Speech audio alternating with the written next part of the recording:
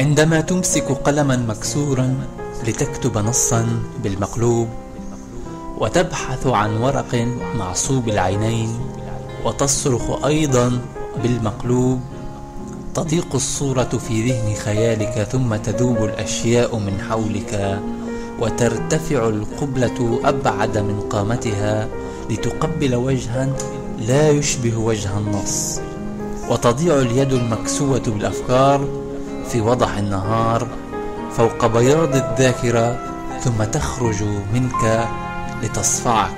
فأيهما تختار؟ أن تنام واقفا لتحلم، أم تجلس خائفا لتكتب؟